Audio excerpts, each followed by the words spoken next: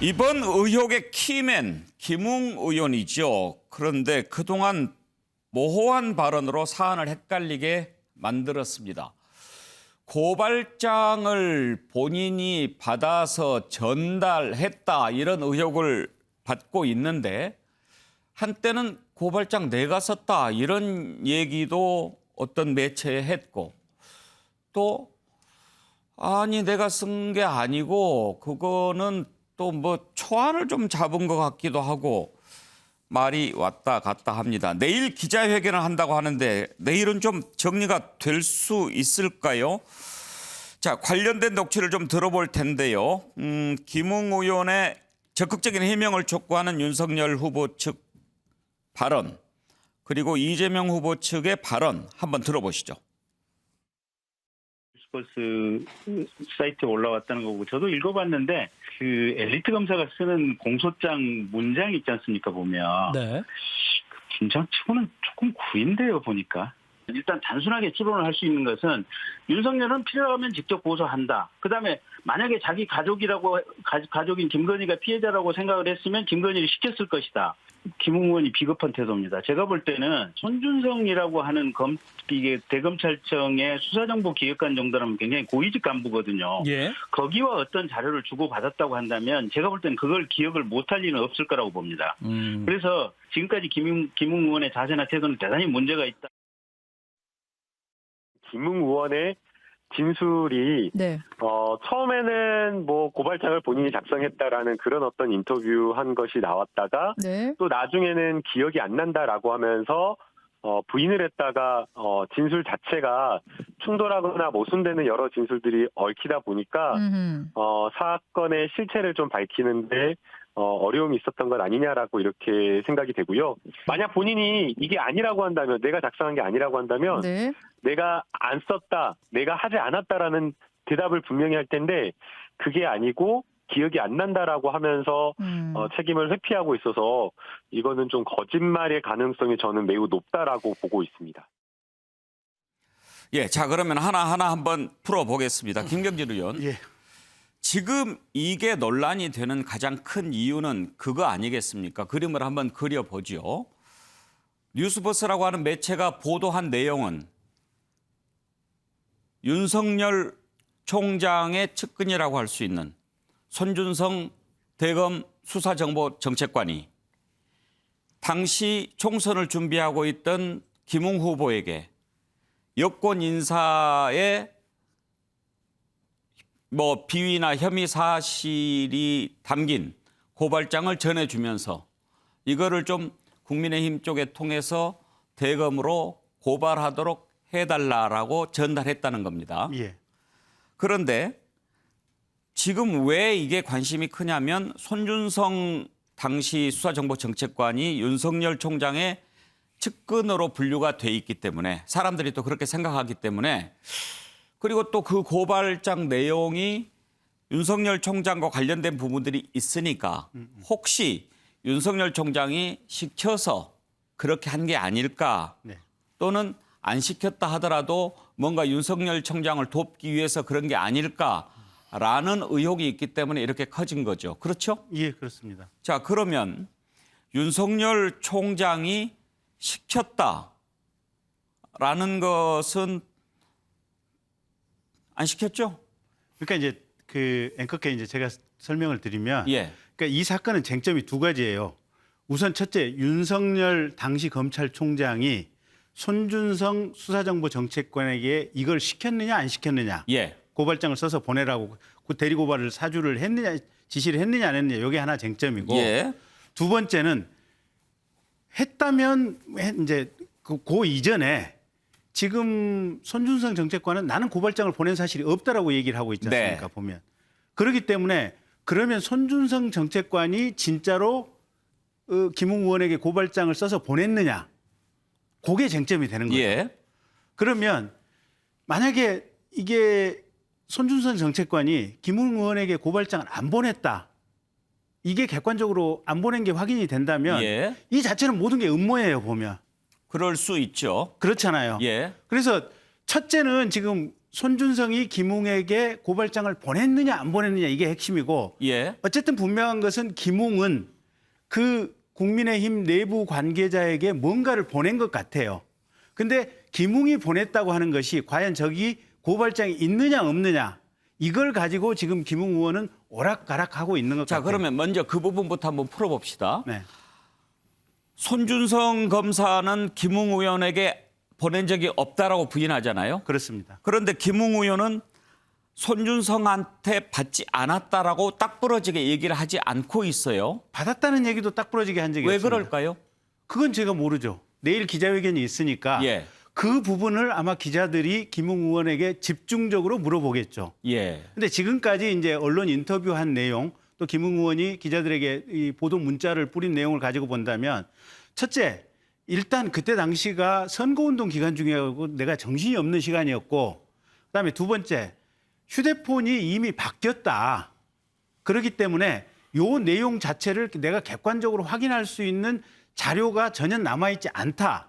근데 다만 일반적으로 생각해 보면 나에게 많은 군데에서 여러 곳에서 뭔가 지금 여당과 관련된 제보라든지 비리 접수 이런 것들이 왔고 선거운동 기간 중에 정신이 없었기 때문에 요거를 당의 관계자 한 사람에게 계속해서 이걸 그냥 전달 토스만을 했었는데 그 중에 고발장이 있는지 없는지 나로서는 기억하거나 지금 확인할 방법이 없다. 예. 거기까지가 지금까지 물론 내일 기자회견하는 걸 들어봐야 알겠지만 지금까지 김웅 의원이 답변한 내용입니다.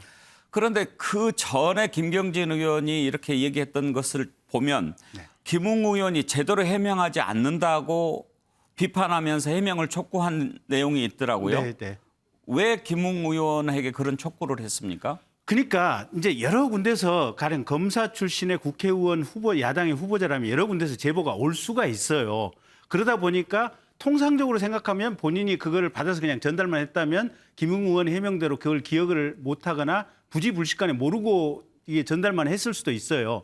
근데 손준성이라고 하는 사람은 그때 당시에 대검찰청의 수사정보정책관이라고 하는 매우 큰 벼슬과 중요한 직함을 가지고 있는 이런 사람이기 때문에 또 본인과 연수원 동기 아니겠습니까? 예. 그래서 그 정도 높은 중요한 의미를 가지고 있는 어떤 벼슬을 하고 있는 사람한테서 이 고소장이나 고발장이 넘어왔다고 하는 것은 대단히 중요한 의미를 갖는 것이기 때문에 예. 그게 만약에 저기 손준성으로부터 넘어왔다면 김웅이 기억을 못할 리가 없을 것이다. 예. 라고 하는 것이 제가 생각하는 바고요. 그렇다고 한다면 워낙 많고 정신이 없었기 때문에 나는 그걸 기억하지 못한다라고 하는 김웅 의원의 해명은 불충분하다. 예. 그래서 그 부분 손준성하고 그때 당시에 통화를 했는지 뭘 주고받았는지는 내가 볼 땐 당신이 틀림없이 기억을 하고 있을 것 같다. 그 점을 명확히 해명해 달라라고 요구를 한 겁니다. 기억을 못한다라고 하는 게 이해가 안 되는데 한 가지만 더 물어보고 그러면 김경진 의원은 손준성 정책관이 고발장을 쓰거나 고발장을 전달했을 가능성이 매우 낮다라고 보십니까? 없다라고 봅니다. 없다라고 봅니까? 알겠습니다. 양문석 이사장. 예. 김웅 의원이 일단 명확하게 얘기를 하면 네. 그 고리는 풀릴 것 같은데 네. 왜 그 부분을 얘기를 안 하는 것 같습니까? 네, 언론계에서 내려오는 오래된 이 속설이 하나가 있죠. 첫 진술이 진실에 가장 가깝다라는 이야기가 이제 뭐 우리 앵커께서 기자를 오래 하셨기 때문에 그런 내용들은 우리가 오랫동안 공유했던 내용이고 그러면 김웅의 첫 발언이 뭘까요? 많은 제보가 왔다. 그리고 그걸 법률지원단에 보냈다. 이게 다예요.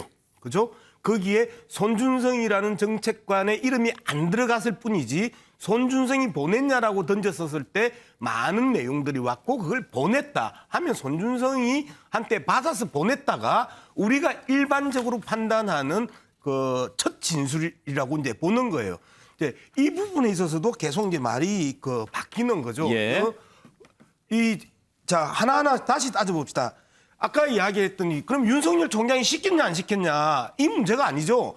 윤석열 총장이 보고를 받았냐 안 받았냐의 문제겠죠. 예. 그죠? 시켰냐 안 시켰냐고 보고를 받았냐 안 받았냐는 하늘과 땅 차이다라는 예. 부분을 첫 번째 쟁점에 있어서 김경진 의원이 말씀하신 부분에서 저하고 약간 충돌이 일어나죠. 두 번째, 손준성이 김웅에게 보냈냐 안 보냈냐. 예. 이 부분에 있어서는 김웅의 내용을 들어보면 받아서 법률지원단에 보냈다라고 하는 게 첫 진술에 가장 가까운 내용이었었어요. 손준성이라는 이름을 이 특정하지 않았지만 그런 측면에 있어서 기본적으로 바라보는 시각이 다르다라는 부분이고요. 그다음에 계속 말이 바뀌었다라는 게 앞서 우리가 첫 번째 자료 화면에서 보여줬던 중앙일보에서는 고발장 내가 작성했다라고 이야기하고 조선일보 인터뷰에서는 내가 쓰는 글 스타일이 아니라고 하면서 고발장 자체도 이미 부정을 합니다. 두 번째, 전달했다에서 전달한 게 기억이 나지 않는다라고 또 입장을 바꿉니다. 그다음에 세 번째, 김건희 씨 내용에 있어서 기억이 안 난다라고 또 이야기를 합니다. 어떻게 최강욱 의원 기억나는데 왜 김건희가 기억이 안 나지? 이런 부분에 있어서 김웅 의원이 가지고 있는 현재까지의 각종 발언들은 끊임없이 거짓말로 밑도를 빼서 윗도를 괴는 이러한 행태가 지속되고 있다라고 보는 거죠. 예, 자 여기서 잠깐 좀 정리를 해야겠습니다. 이게 오늘 우리가 진실을 찾아가는 과정이기 때문에 그 고리마다 우리가 의견을 한 번씩 밝히고 그 다음으로 넘어가고 이렇게 하도록 합시다. 사실 이제 이것은 단순합니다. 그림으로 그려본다면 윤석열 총장이 지금 윤석열 후보가 주장하는 정치 공작 또는 여권이라든지 윤석열 후보를 지지하지 않는 쪽에서 생각하는 그림은 간단할 겁니다. 윤석열 총장이 검찰총장으로 있으면서 자기와 자기 아내 또 가족들 간에 아주 불편한 사실을 이렇게 보도하고 또 공격하고 그랬던 후보자들, 언론인들을 혼내주기 위해서 자신의 측근인 수사정보정책관에게 야, 이거 좀 고발해서 수사하게 만들어라고 지시를 해서 손준성 정책관이 고발장을 썼고 그 고발장을 김웅 후보에게 주면서 이거 좀 고발 좀 시켜줘라고 해서 고발을 해서 수사를 착수하려고 했다라는 게 가장 원하는 완성된 그림일 거예요. 그런데 우리가 그것을 지금 알 수가 없잖아요. 일단 그 중간에 고발장을 받았는지 안 받았는지조차 지금 알 수가 없으니까 그러니까 그 부분을 먼저 들여다보고 그다음 고리로 넘어가자 하는 겁니다.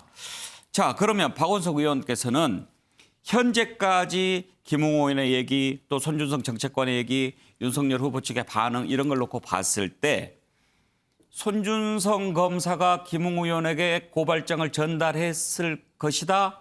아니다. 어느 쪽이 더 높습니까? 저는 전달했을 거라고 보는데요. 우선 김웅 의원이 오락가락하는 해명 속에서도 일관된 게 딱 두 가지 있습니다. 하나는 손준성 검사와 그런 연락을 취한 바 없다라고 부정하지 않습니다. 시종일관 그 부정이 없어요. 그리고 어느 인터뷰에서는 손준성으로부터 받아서 당에 전달만 한 것 같다. 이런 식의 인터뷰까지 포함하고 있습니다. 그 개연성을 굉장히 열어놓고 있는 거죠. 또 한 가지는 거기서 자기는 단순 전달자이기 때문에 법적인 책임이 없다. 결국에는 지금 이 김웅 의원의 오락가락한 태도는 어쨌든 이 상황에서 자기에게 닥칠 리스크를 최소화하기 위한 방안을 찾고 있는 거라고 보고 그럼에도 불구하고 손준성 검사로부터 그런 걸 받은 적이 없고 그건 얼토당토하는 얘기다라는 얘기를 단 한 번도 하지 않습니다. 또 한 가지는 손준성 검사의 태도인데요. 정말 안 보냈다면 자기 명의가 누구에 의해선가 저렇게 도용당한 거라면 저라면 미치고 팔짝 뛸 것 같아요. 당장 다 관련자들을 고소할 것 같습니다. 그런데 이분이 제일 처음에 취한 태도가 뭐냐면 연관내고 안 나왔어요. 그리고 언론에다가 그런 사실 없다라는 해명 정도만 하고 있는 겁니다. 그러니까 이거는 상식적으로 봤을 때 합리적 저는 의심을 해볼 수 있다고 생각해요. 예. 만약 정말 얼토당토 않은 얘기라면 현직 검사입니다. 대구고검의 인권 보호 담당관이에요. 그 지위에서 저걸 가만히 있겠습니까? 먼저 수사를 자처하고 수사를 의뢰하고 관련자들을 고발할 텐데 그러지 않고 있다.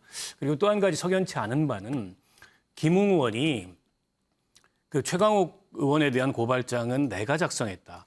손준성에게 법리 검토를 물어봤을 수는 있다. 이 인터뷰에서 제가 추론해 본 바는 단순한 전달자 이상이다. 예. 어떻게 보면 이 전체에 대한 굉장한 상의를 했을 수도 있다. 그게 지금 김웅 의원의 입장을 더 난처하게 만들고 있는 거 아닌가 그런 추론도 저는 해봅니다. 알겠습니다.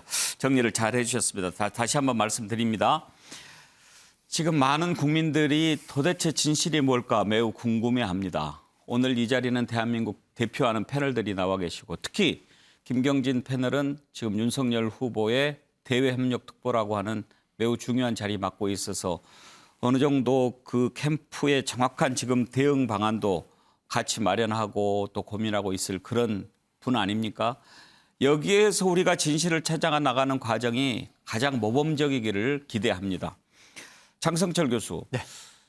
지금 박원석 의원의 얘기를 들어보면 그런 쪽으로 가려고 하는 것일 수도 있다라는 게 느껴집니다. 그러니까 손준성 검사가 고발장을 작성을 해서 준 게 아니고 김웅 의원이 고발장을 작성을 해서 야 준성아 이렇게 써봤는데 네가 한번 검토해줘라고 해서 다시 오면 손준성 보냄이 성립은 되는 거죠. 그렇죠. 예.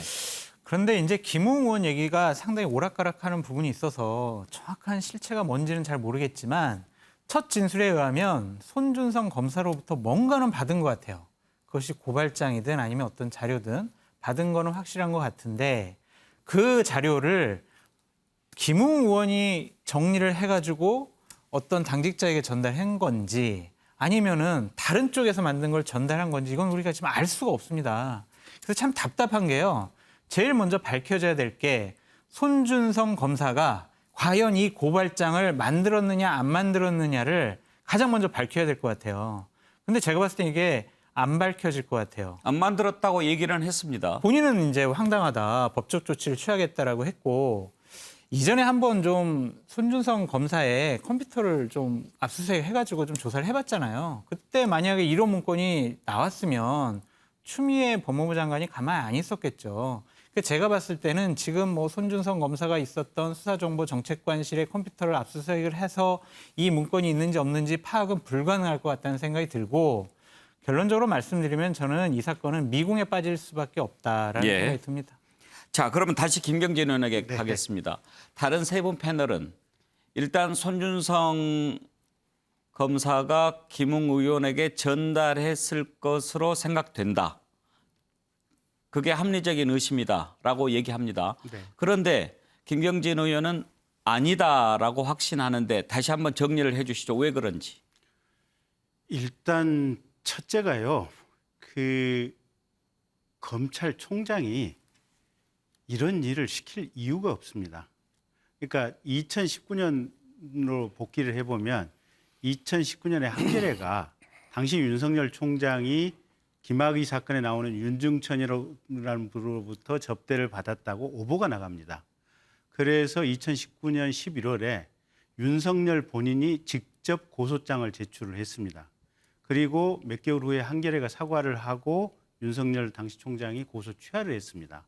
그러니까 윤의 스타일은 이게 필요하다, 내가 직접 피해를 입었다라고 생각이 되면 자기가 직접 고소를 하는 스타일이지 거기 지금 뉴스버스에는 김건희의 주가 조작과 관련된 그 내용이 들었기 때문에 윤이 시킨 거 아니겠냐 이렇게 얘기를 하지만 만약에 김건희의 명예가 훼손이 됐다고 윤이 판단을 한다면 직접 김건희를 통해서 고소를 시켰을 것이다. 윤의 스타일로 봐서. 그래서 윤이 그런 이유 때문에 대리 고소를 시키는 그런 사람이 아니다라는 얘기 하나 드리고 싶고요. 예. 두 번째 이제 2020년 1월 달에 추미애 장관이 부임하고 나서 첫 번째 검찰 인사가 있었습니다. 그 첫 번째 검찰 인사의 특징은 뭐냐면 대검찰청을 포함해서 주요 보직과 부서에서 윤석열의 사람으로 추정되는 조금이라도 그런 느낌이 있는 검찰 간부들 다 지방으로 하방시키고 좌천시켜라라는 게 인사의 원칙이었습니다. 그래서 대검찰청에서 그러니까 윤 총장이 자기도 업무의 연속성이 있으니까 최소한 대여섯 사람의 검사장 말고 부장검사급 그러니까 이제 대검의 과장이나 기획관들이죠. 최소한 6명만 좀 남겨놔라. 그 중에 한 명이 그때 당시에 수사정보정책관이었던 김유철 정책관이었습니다. 근데 그 김유철 정책관을 굳이 원주지청장으로 보내고 원주지청장을 하고 있던 손준성 검사를 그 자리로 맞바꿨습니다. 그러니까 어쨌든 손준성 당시 이제 새로 부임한 정책관은 윤의 의사와는 상관이 없이 보임되어 왔던 사람이고 나머지 대검의 부장검사들, 일선지검의 검사장들은 전부 윤을 감시하고 있는 그런 사람들이었습니다. 그래서 특히 이제 그 공공수사 정책, 그러니까 옛날로 말하면 공안부장이죠. 이 공안부장 같은 경우도 사실은 정말 윤의 뜻과는 상관이 없이 지금 이렇게 보임되어 온 분이기 때문에 그 공안부 앞으로 고소장을 제출을 해서 윤이 컨트롤하기 쉬운 검찰청에 접수를 시켜서 뭔가 그 접수시킨 이후에 선거 공작을 한다? 이 자체가 말이 안 되는 겁니다. 왜냐하면 윤이 대검찰청을 포함해서 전국 검찰에 대해서 그때 당시에 이미 장악력을 잃었기 때문에 인사를 통해서. 그다음에 이제 세 번째가 이 대단히 이제 실무적이고 기술적인 내용인데 대검찰청에 가령 고발장이 접수가 된다라고 하면 이게 대검찰청에서 일선 검찰청으로 사건이 이첩이 돼야 됩니다. 이첩이 되고 나서 담당 검사를 지정하는 절차가 있어야 됩니다. 그러면 4월 3일 날 빨리 접수된 고소장이 4월 3일 날 이제 넘어간 게 접수도 안 됐지만 4월 3일 날 당일에 접수가 된다고 하더라도 서울중앙지검에 가서 고소장이 접수돼서 실제 수사 시작할 수 있는 그 준비 상태가 되려면 이미 선거는 훨씬 지나가 버립니다. 그래서 이게 선거에 공작을 끼치기 위해서 이걸 대리 고발장을 그것도 대검찰청의 공공수사부 앞으로 접수를 시키라고 한다? 이 자체가 지금 말이 안 된다는 거고. 예. 하나만 더 얘기를 드리면요. 이게 이 모든 사건이 지금 채널 A 관련 그 기자 있지 않습니까? 보면 교도소에 이동재 기자. 예, 그 교도소에 갇혀 있는 이철이라는 사람을 이제 겁박을 해서 유시민 장관과 관련된 뭔가 뇌물 정보를 캐내라. 그 사건과 지금 연관된 부분이거든요. 근데 그 건이 초기에 이제 서울중앙지검에 이게 사건이 이게 배당이 됐었고요. 서울중앙지검장은 다 아시다시피 윤석열 당시 검찰총장하고 불편한 관계에 있었던 이성윤 지검장이었습니다. 근데 그 사건과 연관됐던 사건이 남부지검에 한 건이 또 한 건이 있었는데 4월 17일자로 윤석열 총장이 그걸 파악을 하고 나서 남부지검에 있는 사건을 중앙지검으로 이첩을 해라라고 공식적으로 지시를 내립니다. 그래서 남부지검 사건이 오히려 중앙지검으로 모아져서 윤석열 총장하고 불편한 관계에 있었던 이성윤 지검장의 지휘하에 수사가 진행될 수 있도록 윤석열이 조치를 했었습니다. 그럼 이런 상황적인 맥락을 가지고 본다면 윤석열 입장에서는 도대체 이걸 지시할 이유도 없었고 지시할 상황도 아니었고 예. 그다음에 밑에 부하 직원들에 대한 통제력이라든지 자기가 감시받고 있는 이런 상황을 보면 그걸 지시할 조건도 아니었다라고 하는 것이 윤석열 본인의 해명입니다. 알겠습니다. 자, 위와 같은 이유로 그렇게 했을 리가 없다. 이렇게 얘기를 하신 거네요. 잠깐 쉬세요. 이제 그러면 이제 다른 분들. 그런데 그러면 지금 이렇게 뭐 전달했고 이렇게 뭐 했던 그 보도가 네. 가짜 뉴스라고 생각합니까? 가짜 뉴스는 아니겠죠. 어쨌든 그 제보자라는 사람이 누군가 이제 벌써 이게 언론계에서는 쭉 이름이 돌고 있더라고요, 보니까. 그러면 일단 보도 내용은 사실과 매우 다르다고 생각합니까? 그러니까 이제 그 뉴스버스 입장에서는 예. 그 제보자라는 사람으로부터 제보를 받아서 그 제보를 분석을 해서 보도를 한 것은 맞고 예. 그래서 뉴스버스 입장에서는 당연히 보도할 만하니까 보도를 했다라는 판단은 분명하고요. 뉴스버스가 윤석열 총장이 시켰다고 보도하지는 않았어요. 근데 이제 시킨 것처럼 모든 사람이 그렇게 해석을 하고 있죠. 왜 만약에 고발을 사주했다면 왜 그랬을까라고 생각하는 과정에서 고발 대상자 그리고 또 그 이유 이런 것들을 봤을 때 윤석열 총장을 돕기 위한 것이라는 추론이 가능하니까 그런 얘기가 나온 거지. 일단은 알겠습니다. 지금 이제 그렇게 생각한다는 거죠. 조금만 더 다른 분 얘기를 듣고 갑시다. 그러시죠. 예, 그 정도 하면 이제 충분히 해명이 되겠습니다. 자, 그러면 먼저 양문석 이사장. 예. 네 가지를 설명을 했는데 먼저 스타일상 예. 윤석열 총장이 본인한테 불리한 또는 해로운 그런 게 들어오면 바로 고소하는 스타일이지 예. 시키지 않는다. 예. 이 스타일상 그랬을 리가 없다라고 하는 반박에 대해서 어떻게 생각하십니까? 그러니까 말씀하셨던 이제 김경진 의원이 이야기했던 윤의 스타일은 직접 고소하는 스타일이단데요. 실제 열린민주당의 당대표 최강욱, 최고위원 항희석 이러한 이 여당 범여당의 핵심 당직자들을 검찰총장이 직접 고소한다? 그다음에 많은 언론인들을 직접 고소한다? 현실적으로 불가능한 일이에요. 아무리 억울을 한다 하더라도 밉다 한다 하더라도 직접 고소를 할 수 없는 상황입니다. 설득력이 없어요. 두 번째 말했던 이 시점 4월 3일 날 이 고발장을 당일 날 받아서 바로 한다 한들 총선에 영향을 미치기가 어려웠다. 얼치기 정치 검사들이 지금 계속해서 얼치기 정치를 하고 있는 거잖아요. 우리는 보고 있잖아요. 김웅을 보고 있고 윤석열을 보고 있어요. 얼치기 정치 검사들이 얼치기 행태들을 계속해서 노출하면서 정말 뭔가 자신들이 정치를 잘 아는 것처럼 하면서 정말 정치를 모르는 이러한 행태들을 우리는 수개월 동안 봤습니다. 세 번째, 상황 자체, 이유 자체가 없다라고 하는데요. 이미 총선 직전에도 야권의 지지율 1위는 윤석열이었습니다.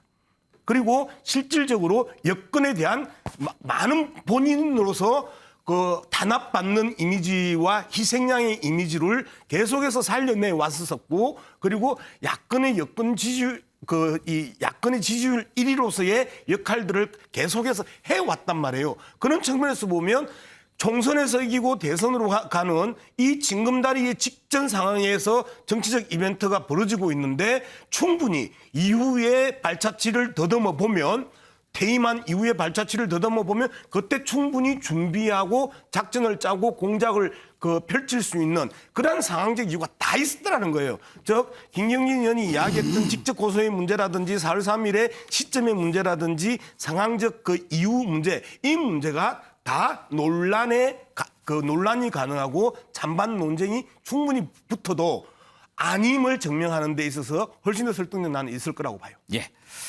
자, 박원석 의원께서는 지금 김경진 의원의 해명, 반박 어떻게 들으셨나요? 뭐 캠프에 계시니까 이렇게 말씀하실 수밖에 없다고 보고요. 캠프에 안 계시면 우리 존경하는 김경진 의원님 이렇게 말씀 안 하셨을 거예요. 왜 그러냐면 우리 국민들이 이걸 지켜보는 시청자들이 윤석열 총장의 스타일로 봤을 때 이럴 가능성이 있느냐 없느냐를 판단해야 될 문제가 아니라는 거예요. 지금 말씀하셨던 윤석열 총장의 스타일이나 상황 논리는 물증을 탄핵하지 못합니다.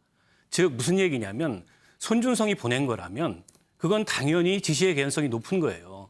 윤석열 좀 아까 해명하셨던 대로 손준성은 윤석열 총장의 최측근이 아니라는 취지로 말씀을 하셨어요. 추미애 장관이 바꾼 사람이다. 근데 만약 그 사람이 그런 행동을 했다면 본인이 무슨 이 넘쳐나는 충정심에 그런 일을 했을 가능성이 없잖아요. 그건 묵시의 지시든 명시의 지시든 지시가 있었기 때문에 저는 한 거라고 보이지고 때문에 지금 김경진 의원님이 하신 말씀은 이 김웅 의원이 당직자로 그 지목되는 사람에게 전달한 그 텔레그램 메시지에 나오는 손준성 보냄의 그 손준성이 검사 손준성이 아니다라는 반론이 못 됩니다. 그 답을 안 하고 계세요. 검사 손준성일 가능성이 매우 높다는 건 김웅 의원의 진술 태도에서 일관되게 나타나고 있고 검사 손준성의 태도에서도 나타납니다. 그리고 지금 이제 휴대전화 포렌식이 들어간다고 하니까 머지않아 밝혀질 일이에요. 만약 그게 검사 손준성이라면은 지금 윤석열 캠프의 이런 주장은 그냥 뭐 상황 논리에 따른 주장일 뿐인 거죠. 물증을 탄핵하지 못합니다. 장성철 교수 얘기 듣기 전에 네. 김경진 의원 하실 말씀 있으신가요? 아니요. 박원석 총장께서 매우 정확하게 예. 검사를 하셨어도 잘하셨을 것 같아요. 검사를 못해서 안 했겠습니까? 그러시니까요. 아니 정말로 예. 사실 설명은 물증을 탄핵하지는 못합니다. 그래서 핵심은 결국은 이 모든 것의 관건은 디지털 포렌식에 달려 있다. 예. 아니 그리고 아까 한 가지 더 설명할 게 있다고 그러셔가지고. 네. 예. 그래서 이제 이 박원석 총장님 말씀에 부원해서 설명을 한다면, 뭐 손준성 보냄에 보면 그 제보자 X라고 하는 속칭 제가 실명을 거론 안 하는 게 낫겠죠? 왜 아직은 안 되죠? 예. 예. 지모 씨. 예. 예. 지모 씨의 본인 실명이 그대로 들어가 있는 판결문을 지금 이렇게 손준성 보냄으로 표시된 게 지금 이 제보자라는 사람이 뉴스포스에다 그대로 보냈다고 하는 샷을 보냈다고 하는 거 예. 아니겠어요, 보면. 그러면 검찰에서 이미 손준성 당시 정책관이나 또는 주변의 부하 직원이나 이런 사람들이 저게 4월 3일자 고소장이라고 하는 거니까 4월 3일이나 4월 2일 혹은 뭐 4월 1일쯤. 잠깐만요. 자, 이제 제가 왜 잘랐냐면 흐름이 좀 끊어질 것 같아요. 지금 알겠습니다. 일단 첫 번째 고리인 네. 손준성과 김웅 간의 고리를 지금 더듬고 있는데 네. 이 부분을 짚고 나서 그다음에 이제 제보자 부분을 좀 따져볼 테니까 그렇게 하시죠, 그때 뭐. 얘기를 네. 합시다. 자, 일단 장성철 교수는 손준성 검사가 김웅 의원에게 과연 전달했을까 아닐까 하는 부분에 대해서 일단 해명을 들으셨고 다른 분들 의견을 들었는데 어떻게 생각하세요?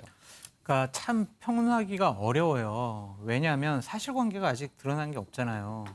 만약에 사실이라면 이런 가정법하에서 와 이거 손준성 검사가 보냈으면 정말 윤석열 총장 후보는 후보로서 자격이 없어 이렇게까지 논리가 비약될 수 있지만 아직까지 손준성 검사가 확실하게 이 고발장을 작성을 해서 김웅 의원에게 전달했다라는 명백한 증거와 증언이 없어요.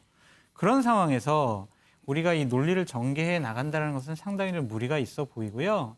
저는 아까 양문석 이사장님 말씀에 상당히 좀 유감인 것이 야권의 대선 후보 1위를 기록하고 있습니다. 지지율, 야권뿐만이 아니라 그냥 전 국민 대상으로도 1위 후보인데 그분에 대해서 정치 검사, 얼치기 이런 표현 쓰는 것이 과연 맞는 것이냐라는 생각이 들어요.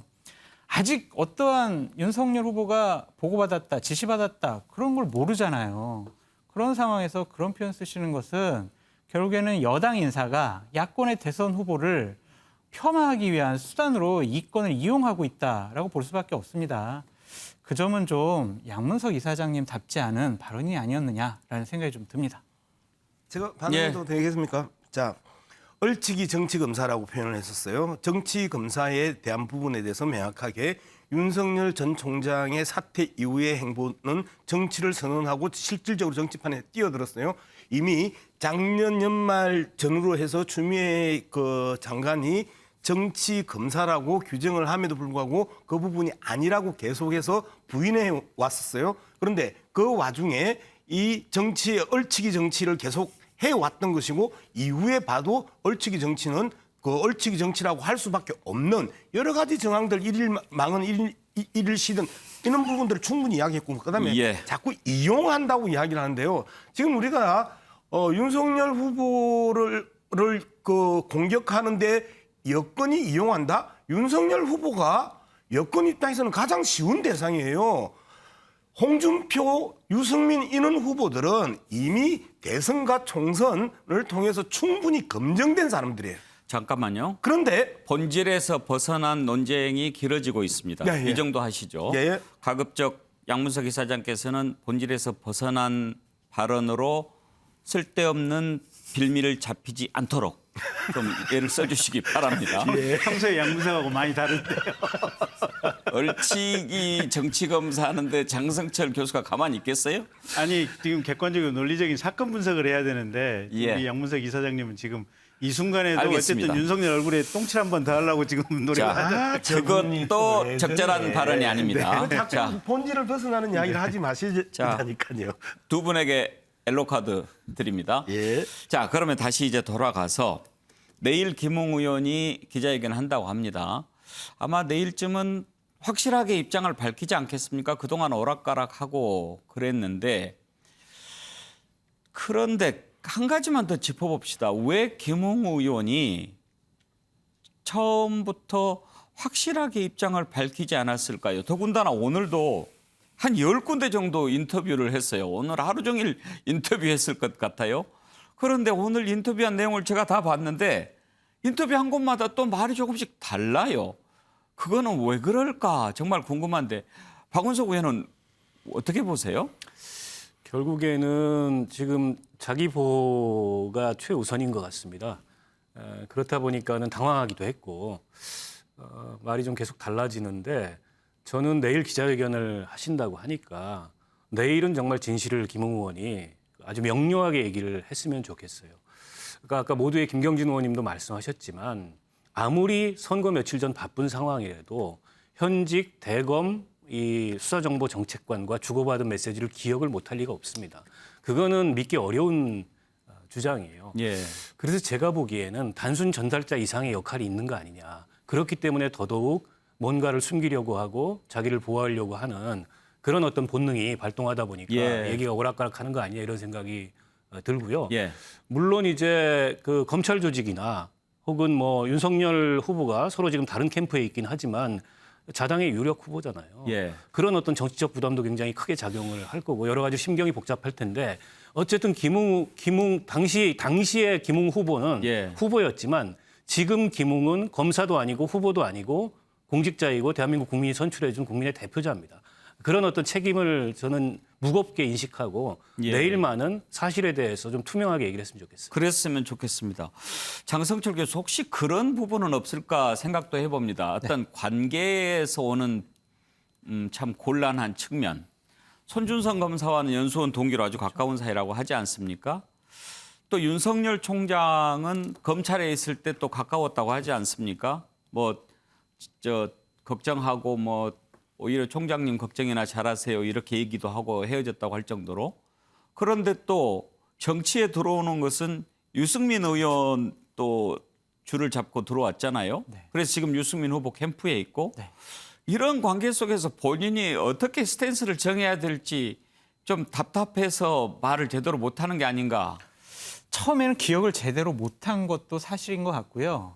처음에 본인이 생각하지도 못할 만큼 사건의 파장이 상당히 커져서 이전 했던 말을 좀 주워 담아야 된다라는 생각도 있는 것 같습니다. 오늘 얘기를 한 것은 유승민 후보에게 상당히 곤란하게 할 것 같아서 나는 유승민 후보 캠프직에서 나는 사임을 하겠다 이런 얘기까지 했잖아요. 결국에는 이 사건이 더 이상 확대된다면 윤석열 후보 같은 경우에는 어찌 보면 치명타를 입을 수가 있어요. 후보로서 자격이 없다라고 규정과 낙인을 찍힐 가능성이 높습니다. 이것이 사실이라면. 이렇게 사건이 커졌기 때문에 본인의 해명에 대해서 자꾸 좀 주워 담으려고도 하고 다른 분과의 관계도 좀 생각해 보는 것 같은데 어쨌든 내일 하는 기자회견이 주목이 됩니다. 예. 자, 그러면 첫 번째 연결고리. 과연 김웅 의원은 누구한테서 그 파일을 받았을까 하는 건데요. 내일 기자회견 한번 지켜보도록 하겠습니다. 그 다음으로 넘어갑니다. 과연 누가 그러면 뉴스버스에 이 사실을 제보했을까 하는 겁니다. 정말 궁금하지 않습니까? 현재 이런저런 얘기 나옵니다. 김웅 의원은 오늘 어떤 매체와의 인터뷰에서 나는 제보자가 누구인지 알고 있다. 그 제보자가 누구인지 내가 밝히면 지금 이런 보도들에 대한 신뢰가 다 무너질 수도 있다. 이렇게 얘기를 합니다. 제보자 밝히라는 소리가 국민의힘 내부에서도 나오고 있습니다. 들어보시죠. 정작 이 사건의 키는 역시 김웅 의원이 갖고 있는데요. 네. 이분이 정확하게 이야기를 한 게 별로 없어요. 아니 저도 무슨 말 하는지 솔직히 잘 모르겠어요. 분명히 한 사람하고 그 주고받았다는 것이니까. 그리고 더 한 것은 그 사람이 밝혀주면 어떤 세력이 지금 이 일을 벌인 것인지도 안다는 거거든요. 그러면 당연히 밝혀야죠. 예, 그러면 이 의혹을 보도한 뉴스버스의 기자가 얘기하는 제보자 관련 녹취를 들어보시죠. 계속 말씀드리지만 저희가 정확하게 갖고 있는 거는 이제 손준성, 김웅 그리고 미래통합당으로 흐름에 대한 내용을 정확하게 갖고 있는 것이고 그다음에 윤 총장 부분에 있어서는 이제 취재기자 입장에서는 이제 대검의 수사정보정책관이란 자리 그리고 김웅 의원이 그때 저와 인터뷰할 때 당시에 이제 그 상대방은 윤석열 쪽으로 인식을 하고 있었기 때문에 저희는 이제 합리적인 의혹을 제기할 수 있는 상황이었다고 생각합니다. 만약에 이제 김웅 의원님께서 기억이 난다고 하셔도 김웅 의원님 같은 이제 어쨌든 간에 성향상 공개를 안 하고 지켜주실 거라고 믿습니다. 양문석 이사장, 저거 무슨 얘기죠? 김웅 의원 성향상 공개를 안 할 거다? 근데 이제 언론 입장에서는 취재원 또는 제보자를 보호해야 되는 막중한 사명이 있습니다. 또는 저널리즘 윤리의 기본이죠. 그 얘기입니까 지금? 예, 이제 그런 측면에 있어서 김웅 의원이 제보자를 밝히지 않을 거다인데요. 여기에서 이제 팩트만 좀 정리하면 여러 경로로 다양한 공익 제보가 왔어요. 그건 이제 이 김웅한테 들어올 때는 여러 경로로 다양한 공익 제보가 왔고 김웅이 이 지금 제보자한테는 그 사람한테만 보냈어요. 그러니까 김웅은 제보자가 누군지 안다라는 거죠. 그리고 제보자와 관련된 정보는 딱 하나밖에 없죠. 이진동 뉴스버스 발행인이 이야기했던 국민의힘 사람, 이 표현 딱 하나만 나와 있는 예. 상황이 현재의 상황입니다. 예. 자, 김경진 의원 아까 그 제보자를 모 씨라고 얘기하셨는데 혹시 짐작이 가는 사람이 있어도 아직은 실명을 밝히지 맙시다. 왜냐하면 뭐 또 큰 문제가 될 수 있잖아요. 어찌됐든 지금 윤석열 후보 캠프 쪽에서는 제보자가 누구일 것이다. 대략 지금 추정되는 사람이 있는 모양이죠. 그러니까 사실은 캠프에서 추정을 했던 것은 아니고요. 저도 여기 방송 들어오기 한 2-3시간 전에 예. 갑자기 이런저런 언론 관계자로부터 그 사람 아니냐라고 하는 찌라시가 돌기 시작을 했었고. 그럼 지금 확인 단계는 아닌 거죠? 저희도 그 사람이 이제 제보했다는 걸 확인한 건 아니죠? 그렇죠. 확정을 하거나 뭐 거의 뭐 우리가 그 사람이 틀림이 없을 것이다. 그러니까 그 사람이 예를 들어서 내가 제보했어라고 밝힌 단계는 아직 아니죠? 그런 것 같습니다. 예. 그런데 이제 좀 의심이 가는 사람이 있는 거고. 그렇죠. 기자들 사이에 이제 이름이 도는 거고 저희 내부에서도 이제 그걸 가지고 얘기를 해보니까 그럴 가능성이 있겠다. 그럴 가능성이 있다. 그러면 네. 그 사람 모 씨라고 합시다. 네. 그 제보자 모 씨는 왜 제보를 했을까요? 모를 일이죠. 그분한테 여쭤봐야죠. 윤석열 후보한테 도움이 안 될 거라고 생각하지 않았겠습니까? 그렇겠죠. 윤석열 후보에게 그러니까 피해가 갈 거라고 생각하지 않았겠습니까? 최소한 윤석열 후보를 지극히 싫어하거나 예. 윤석열 후보를 어떻게든지 낙마시켜야겠다라는 예. 생각을 한 사람 아니겠습니까? 김웅 의원은 이런 얘기를 했습니다. 인터뷰에서. 윤석열, 유승민 둘 다 해를 끼치려고 하는 사람이다. 동의하십니까? 유승민 후보는 왜 포함되는지 김웅 저는 의원이니까. 김웅 의원이 같이 그렇죠. 뭐 그럴 수도 김웅 의원이 그 고리에 들어가 있으니까. 그럴 수도 있겠네요. 그럴 수도 있겠고 하여튼 그 부분은 저는 그러면 뭐, 아니 네. 제가 여쭤보는 것은 네. 그러면 지금 국민의힘 내부에서 이 제보자가 있다고 한다면 윤석열, 유승민을 제거하고 득이 될 수 있는, 득을 볼 수 있는 후보 쪽에서 했을 거라는 추론이 되는 거 아니에요? 근데 그러니까 이제 이게 그 제보자 이게 그러니까 카더라 썰썰이라서 이게 방송에서 어디까지 얘기를 해야 되는지 예. 저도 참 조심스럽긴 한데 그분이 원래 국민의힘 소속은 아니었고 다른 데 있다 오신 거예요? 이제 민주당 있다가 뭐 이렇게 해서 이제 거기까지 가셨다는 것 같고 정당을 이렇게 옮겨 다닌 분이에요? 예. 현역 국회의원은 아닙니까? 아니라는 것 예. 같아요. 하여튼 이거 얘기가 참 알겠습니다. 썰이라 그렇습니다. 예. 근데 이거 그 정도만 이거 합시다. 상당히 위험한 발언인데요. 예. 굳이 여기에서 민주당에 있다가 어디로 갔다가 국민의 그 힘에 있다라고 만약에 이제 이렇게 던져버리면 결국 이건 정치 공작이 되는 거거든요. 그리고 그 공작에 대한 그 베이스를 놓고 이 현상을 자꾸 해석을 하려고 하는 거죠. 그죠? 정치 공작이라고 저는 봐요. 아니 그러니까 그 상식적으로 말이 안 되는 그 정치 공작의 그 이 시나리오를 계속 말씀을 하시는 거고요. 잠깐만요. 예. 정치 공작이라고 보는 이유가 뭡니까? 일단 오늘은 여기까지 하는 게 좋겠습니다. 제보자 때문에 그렇습니까? 뭐 등등 해서 그렇습니다. 윤석열 후보가 피해를 볼 수 있는 사안이 발생하면 다 정치 공작입니까? 아니 사실이 만약에 아니라면 그러니까 지금 아까도 우리 박원석 위원께서 얘기했듯이 이 모든 것은 말하고 상관없이 포렌식에 의해서 결국은 결정이 날 거거든요. 과연 손준성이 고소장을 써가지고 김웅에게 넘겼냐. 그다음에 김웅이 진짜 이걸 손준성으로부터 받은 것을 넘겼냐. 혹은 아니면 김웅조차도 넘기지 않았는데 이 제보자 단계에서 뭔가 조작이 돼가지고 넘어갔냐. 이 모든 것은 포렌식을 통해서 밝혀질 거거든요. 근데 만약에 거기서 어떤 조작이라든지 이런 게 있었다면 결국은 이건 정치 공작 아니겠습니까? 그래서 이 모든 것은 수사에 의해서 포렌식에 의해서 밝혀질 수밖에 없다. 예. 이렇게 판단합니다. 김경진 의원께서 이제 공작이라고 한 이유가 김웅 의원이 오늘 한 얘기 때문에 그런 것 같아요. 그러니까 제보자에 대해서 이런 식으로 얘기를 했어요. 과거에 조작을 했던 경험이 많아서 내가 그 제보자와 인연을 끊었다. 예. 국민의힘 사람이라고 해야 되나? 여당 인사인지 야당 인사인지 관점의 차이가 있을 수 있다. 그 사람이 저는 누군지 그거를 읽고 좀 궁금했던 게요. 네. 한 가지만 더 읽어드릴게요. 제보자는 그러면 그 고발장을 어디서 받은 걸까요? 그러니까 그런 건 모르겠고 그건 내일 김웅 의원이 밝혀야 되는데 한 가지만 더 말씀드리면 그 사람이 누군지 밝혀지면 제보의 신뢰성이 다 무너질 것이다 예. 라고 김웅 의원이 얘기를 했습니다. 예. 그러니까 그런 차원에서 이제 김경진 의원이 공작 차원이 아니냐라고 얘기한 것 같은데 하여튼 이 사안도 내일 기자들이 김웅 의원한테 질문을 할 것이다. 예, 박원석 의원 얘기 받아야죠. 들어보죠. 일단 그 제보자가 이 공익신고법에 따라서 공익신고를 했습니다.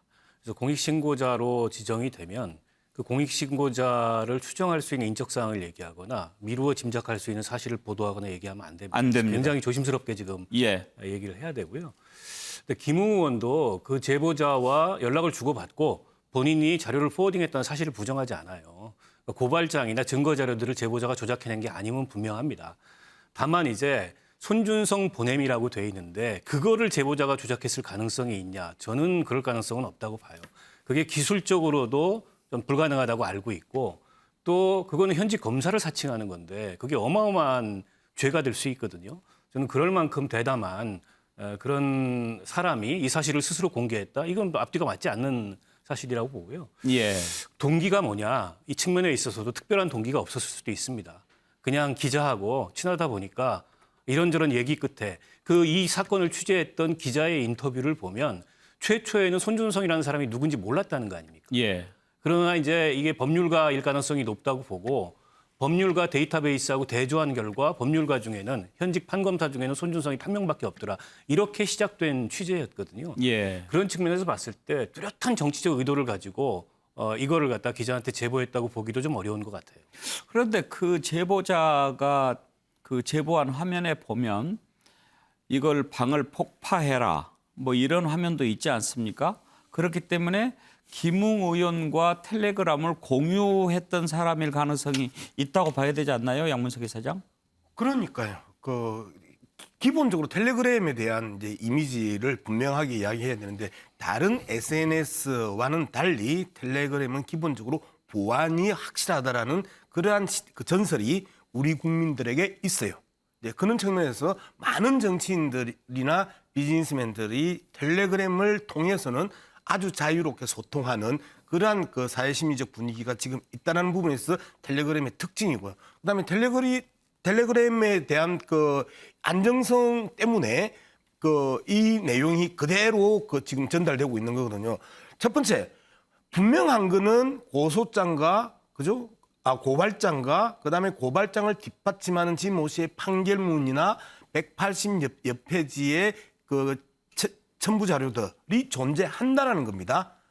존재하는 부분이고 그럼 이게 어떻게 알려졌냐라는 부분에 있어서 뉴스버스의 전혁수 기자는 이런 이야기를 우연히 듣고 예. 그리고 본격적으로 조사하기 시작했다라는 부분에 있어서 기자로서의 의도성은 없어요. 그럼 이건 정치 공작 아니죠. 두 번째, 이진동이라는 발행인에 대한 그 캐릭터를 우리는 좀 분명히 알아야 됩니다. 조선일보 출신이고요. 그다음에 TV조선 부장을 했고요.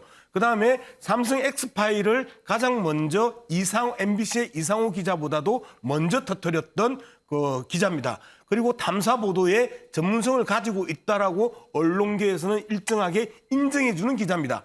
이 부분이 갑자기 국민의힘에 엄청난 부담을 주고 민주당에게 큰 힘을 실어주려고 하는 그러한 정치적 의도를 갖고 했을까? 두 번째, 이게 하나라도 잘못되면 말 그대로 뉴스버스는 망하고 그리고 패가 망신할 가능성이 높은 이 사건을 저렇게 자신의 그 정치 공작의 제물로 자신을 던질 만한 그런 기본적인 앞뒤상이 아니라는 측면에 예. 있어서 정치 공작의 의의가 없는 거죠. 김웅 의원이 사실 본인이 과연 고발장 파일을 받았는지 안 받았는지조차 확실하게 얘기하지 않으면서 제보자를 폄하하는 것 그 자체는 그렇게 순수하게 받아들여지지가 않습니다. 자, 일단 이 첫 번째 고리 저희가 좀 깊이 들어가 봤고요. 앵커께 제가 양문석 이사장님이 방금 말씀하신 부분 중에 지적할 게 하나 있습니까? 지적이 아니라 제가 조금 보완 설명 네. 뭐 반대 겸해서 무서워라. 그 뉴스버스에서 최초에 이제 엑스파일 뭐 줄리 이거를 지금 김건희 이 후보자 3호하고 통화를 해서 올린 아니겠습니까? 근데 그 올린 경위도 사실은 뉴스버스에서 아마 기사화를 했었던 것 같아요. 그러니까 그날 당시가 윤석열 후보 이게 정치하겠다고 발표하는 날이었고 그러다 보니까 틀림없이 김건희 씨는 집에 혼자 있었을 것이다. 혼자 있는 상황에서 전화를 하면 받을 것이다. 라고 생각을 하고 전화를 했더니 과연 그대로 받더라. 그래서 우리가 그런 상황 맥락을 계산을 하고 녹취를 땄다라고 아마 본인들 스스로 지금 얘기를 하고 있거든요. 근데 이게 뭐냐면 그 엑스파일 무슨 줄리 어쩌고 하는 것들이 그 전에는 굳이 이게 공식적인 언론 수면 위로 올리기를 다 꺼려했던 주제 아니에요, 보면. 근데 뉴스버스 이진동 기자가 그걸 한 거 아니에요, 보면. 그러면 그분의 마음속에 심리는 어떤 게 들어있을까요?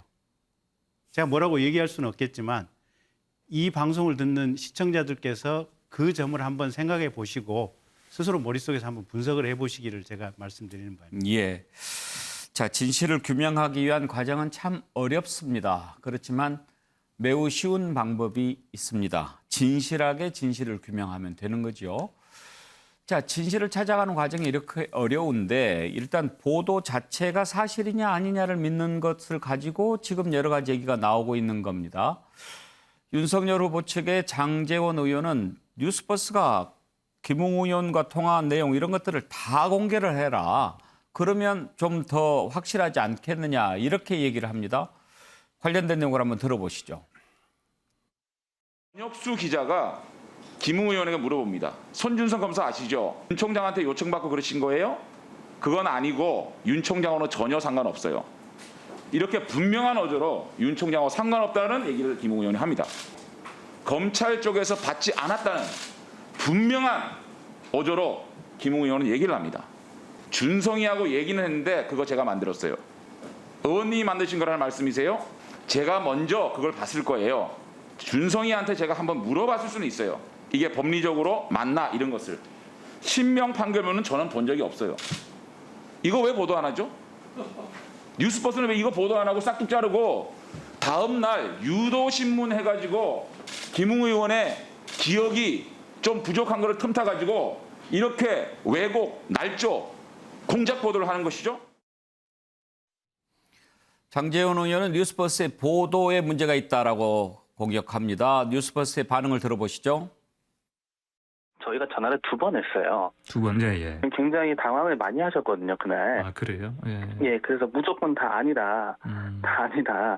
자, 이런 분위기로 이제 대답을 하다가 기억이 안 난다. 예, 그래서 저희는 추가로 당연히 다시 추가로 질문을 해야 되는 상황이었고요. 예. 저희가 2번째 녹취를 전부 다 올려놨습니다.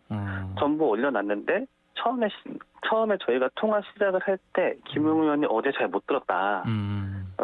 다시 뭐라고요? 라고 하면서 시작이 되는 거예요. 예. 그러니까 처음부터 인터뷰를 다시 한 겁니다. 뭐 그렇기 때문에 저희로서는 문제가 없다고 생각합니다. 장제원 의원이 이걸 뉴스버스에서 의도적으로 공개하지 않았다라고 주장하지 않았습니까?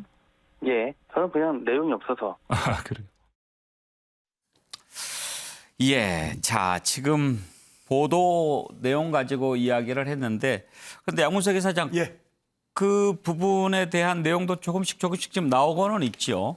그 부분이라 하시면 아까 장제원 의원이 지적했던 앞부분을 왜 떼놓고 얘기를 하지 않았느냐라고 하는 부분들도 지금 다 나왔잖아요. 예, 근데 내용 나왔는데 이제 전체적인 그림을 보면 기자 입장에서 지금 제보자가 그 이름이 아마 그 녹취록에 있을 가능성이 저는 아주 높다고 봐요. 예. 그렇기 때문에 그 녹취록을 공개하지 못하는 그러한 어려움이 있을 것이고 두 번째, 여기에서 딱 2가지입니다. 가장 이해가 안 되는 게 검찰 조사나 경찰 조사를 가면요 10년 전의 기억도 다 기억을 하게 됩니다.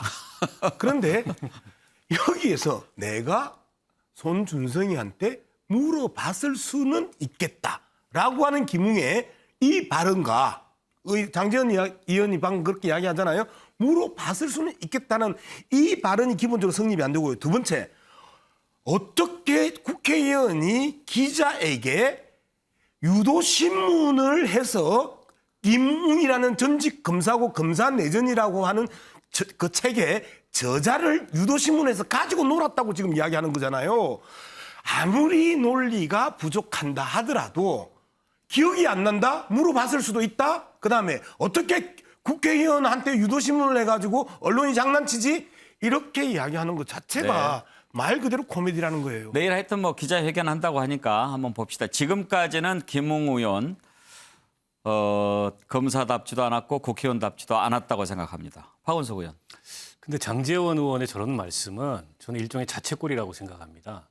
그러니까 저 장제원 의원이 저 말씀을 하신 이유는 이게 손준성 검사가 작성한 게 아니다. 고로 윤석열 이 후보하고 상관이 없다. 이걸 강조하기 위해서 김웅이 내가 고발장을 작성해서 손준성한테 의견을 구했을 수는 있다. 이 얘기를 했는데 그 얘기대로라면은 김웅과 손준성이 공모한 게 되는 거거든요. 저거는 당 입장에서는 더더욱 사실은 곤란한 상황을 지금 장제원 의원이 스스로 말씀을 하신 거예요. 예. 그리고 김웅 의원이 그 얘기도 또 나중에 번복했잖아요. 본인이 고발장 작성한 적 없다고 또 얘기를 하고 있지 않습니까? 그래서 제가 보기에는 내일 김웅 의원이 종전의 그런 해명과 같이 또다시 오락가락하고 또다시 이게 사실인지 아닌지 모호한 식의 그런 답변 태도를 취한다면 정말 우리 저 앵커께서 말씀하신 대로 검사답지도 않고 국회의원답지도 않다는 그런 혹평을 받을 거라고 봅니다. 이제 사흘이 지났으니까 좀 정리가 되지 않았겠습니까? 내일은 정리된 입장을 밝힐 것 같은데 김경진 의원 하실 말씀 있으세요? 그러니까 이제 아까 장제원 의원 이제 국회에서 말한 내용을 조금 부연 설명을 하면 저게 한 2, 3분 통화 내용 되는 것 같아요. 저는 텍스트를 쭉 봤는데 그러니까 전날 저녁에 김웅 의원이 대구에 내려가서 노총 관계자들하고 저녁을 먹고 술 한잔 아마 거하게 한 것 같아요. 그리고 서울로 올라오는 기차 안에서 지금 전화를 받았다고 하는 것 같고 근데 이제 뉴스버스 입장에서는 그 첫 번째가 이제 어쨌든 윤 총장하고 상관없다. 고소장은 내가 썼다.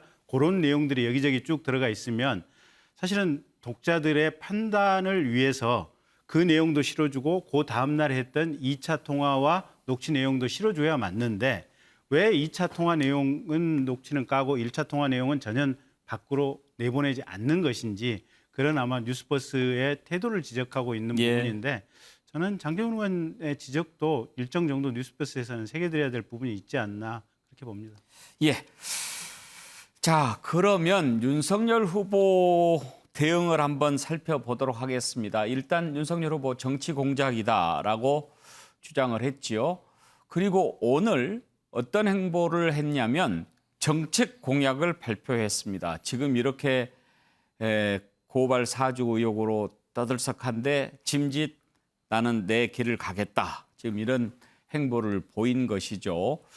그리고 기자가 이 말을 안 물어봤겠습니까? 거기에 대해서는 뭐라고 답변했는지도 한번 들어보시죠. 고발 사주 의혹 관련해가지고는 민주당에서는 수사 공수처에서 해야 되는 거 아니냐 이렇게 얘기하고 있는데요. 이거에 대해서 글쎄, 저는 뭐 할 말 다 했고 하여튼 뭐 조속한 진상 규명을 바라고 있으니까 뭐 어떠한 방식으로든 내일 김웅 의원이 이제 그 관련해서 기자회견 예고했는데 혹시 따로 통화하시거나 연락하신 적 있으신지? 뭐 그런 건 없습니다. 죄송합니다. 차가 막 민주당에서 국정감사 증인 채택 얘기가 나왔는데요. 자, 이 정도 하십시다. 예, 김경진 의원. 오늘 정책 공약 발표했습니까? 그러니까 뭐 태어난 척 하면서 정책 공약 발표를 한 게 아니고요. 당에서 그 모든 후보들을 다 모아놓고 1번부터 12번까지 7분 정도씩 정책 공약 발표하고 질문 한 2-3개씩 받고 그런 행사를 모든 후보가 다 한 겁니까? 다 모여서 한 겁니다. 그래서 그렇군요. 혼자 짐짓 태어난 척하면서 한 그런 상황은 아닌 것 같고요. 아마 저 공약 발표회 당에서 끝나고 나서 나오는 길에 기자들이 저렇게 물어보지 않았나 싶습니다. 그랬군요. 네. 그래요. 오늘 뭐 기자들 그래도 질문에 답변을 꼭 해주는 모습은 보기 좋아요. 이제 후보도 정치인 다 됐어요, 이제. 예. 피하는 제주도 많이 늘었더라고요. 제가 그 부분도 후보께 칭찬의 말씀으로 전달하겠습니다. 예. 자, 그런데 이제 지금 국회가 진상을 규명하기 위해서 법사위를 어제 열었습니다. 그런데 이게 국회가 얼마나 진실을 밝힐 수 있을지 아까도 잠깐 장제원 의원 얘기하는 걸 들어봤습니다만 지금까지 경험으로 봤을 때는 이게 정치적으로 너무 첨예하게 공방이 벌어지면 사실 진실 밝히기가 더 어려워지기도 합니다. 아무튼 국회가 잘 해보기를 기대하는데요. 어제 법사위에서 오고 갔던 공방을 한번 좀 들어보시죠. 4.15 총선을 앞두고 이런 일이 벌어진다면은 저는 끔찍하게 생각나는 게 있어요. 과거에 초원법칙 사건. 만약에 이 시나리오가 성공을 했다면 그야말로 윤석열발 총선 개입 건풍 사건으로 훗날 평가가 될 것 같아요. 그럼 김대엽이가 누구를 위해서 이렇게 정치 공작을 했을까요? 민주당을 위해서 한 겁니다. 민주당의 정치 공작 DNA는 저 때부터 나온 거예요. 뉴스버스인지 버스 뉴스인지 모르지만 거기서 보도되자마자 법무부 장관, 검찰총장이 나서서 조사하겠다. 민주당 의원들 벌떼같이 나서서 이게 무슨 의혹이 있다는 등 이런 정치 공작 좀 하지 마세요. 여태까지 윤석열에 대한 정치 공작이 성공한 적이 단 한 번도 없습니다. 장관님 지금 보시기에 누가 거짓말하는 거 아닙니까? 그렇죠. 뭐 두 분 중에 한 분은 관련 보도들을 다 종합을 해보면 적어도 김웅 의원님을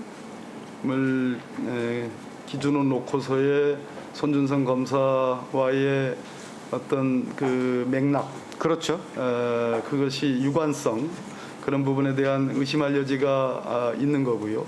당사자가 부인하고 있기 때문에 제대로 된 규명이 부족하는 경우에는 저는 의원님께서 말씀하시는 수사 체제로의 전환도 고려를 해야 신속하게 가야 된다고 생각합니다. 국회가 밝히는 것 박원석 의원 한계가 있죠. 그렇죠. 국회에서 저거를 뭐 설사 국정조사를 한다 그래도 정치 공방으로 흐를 가능성이 높고요. 그래서 일단은 수사를 하는 게 저는 사건의 실체를 밝히는 데 있어서 우선돼야 될 사항이라고 보고, 물론 수사를 한다고 해서 윤석열 당시 검찰총장이 정말 저걸 지시했는가를 밝히기란 굉장히 어렵습니다. 그런 데 있어서 물증이 남아있을 리는 없고, 그건 만약 손준성 검사가 저걸 김웅 의원한테 보낸 게 맞다면 손준성 검사가 양심 선언을 하지 않는 이상 밝히기 어려운 거여서 수사도 사실은 좀 한계가 있다고 보고요. 예.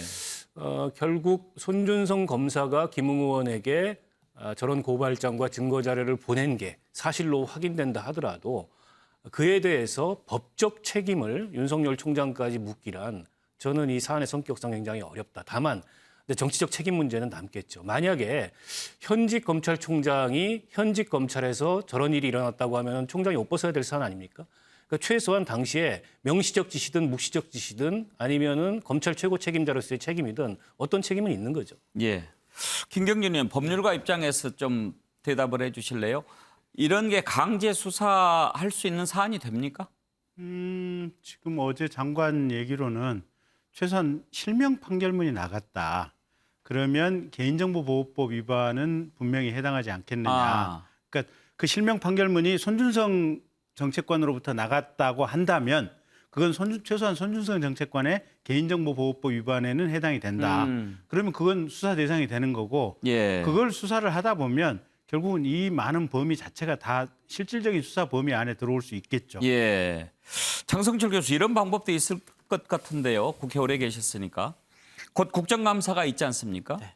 국정감사에서 이번 사건과 관련해서 손준성 검사를 증인으로 채택하는 거예요. 그러면 만약에 위증을 하게 되면 처벌을 받잖아요. 네. 근데 본인이 워낙 강하게 나는 그런 적이 없다, 황당하다, 나는 법적 조치를 취하겠다라고 하는데 국정감사장에 불려 나온들 다른 증언을 할까라는 것이 의문사항이고요. 저는 박범계 법무부 장관이 어제 법사위에서 한 말과 행동은 대단히 부적절하다라고 말씀드리고 싶어요. 저거는 법무부 장관이 대선에 개입하는 것이다라고까지 좀 말씀드리고 싶습니다. 왜냐하면 아까도 의혹이 있는 것 같아요 라는 식으로 얘기했습니다. 그리고 손준성 검사와 윤석열 총장은 대단히 긴밀한 사이다. 내가 두 가지 사안 때문에 그렇게 판단한다. 하나는 얘기할 수 있지만 하나는 내가 이 자리에서 말씀 못 드리겠다라고 하면서 뭔가 상당히 여지를 남겨요. 이거는요, 야당 대선 후보에게 뭔가 이 사건과 연루되어 있다는 거를 법무부 장관이 확인해주고 추측하게 해주는 행동이거든요.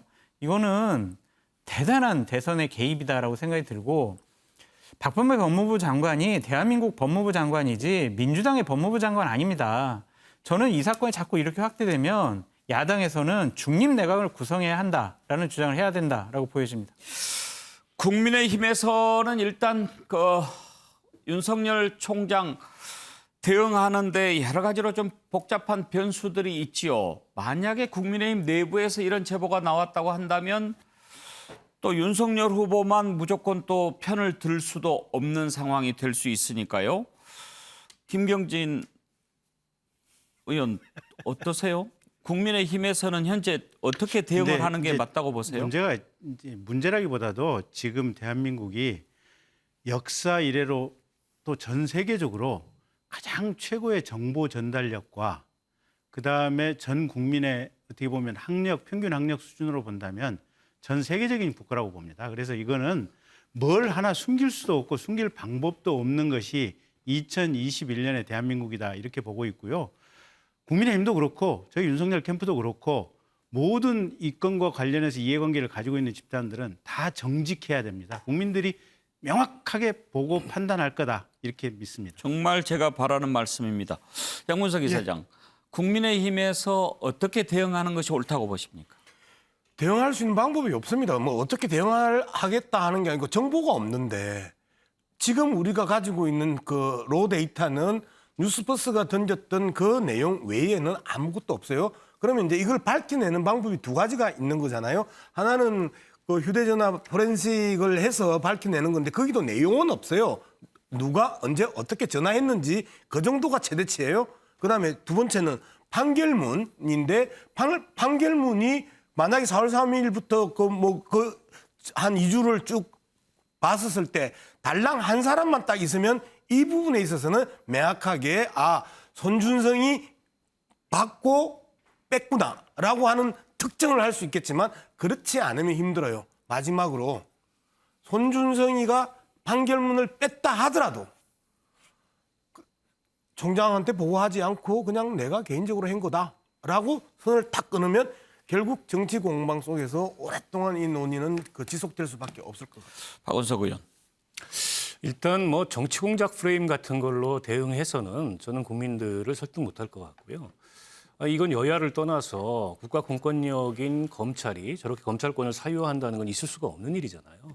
때문에 저런 일이 실제로 일어났다면 그에 대해서 명명백백히 실체를 밝혀야 된다라는 것을 전제해 두고 또 만약에 윤석열 총장이 어떤 식으로든 여기에 개입됐다는 것이 추후라도 확인되면 굉장한 리스크입니다. 국민의힘으로서는. 때문에 이거를 그냥 그 여당 쪽이 공격하니까 이쪽은 정치 공작 프레임으로 대응하겠다. 이렇게 가서는 오히려 더 큰 화를 전 입을 수도 있기 때문에 국민의힘 스스로도 이런 일은 있어서도 안 될 일이고 밝히자 이렇게 나가야 된다고 봅니다. 네, 많은 국민들이 진실을 원하고 있습니다. 내일 김웅 의원이 기자회견을 한다고 하는데요. 정말 양심에 따라서 진실을 얘기해 줬으면 합니다. 그것이 자신을 국민의 대표로 뽑아준 국민에 대한 도리 아니겠습니까?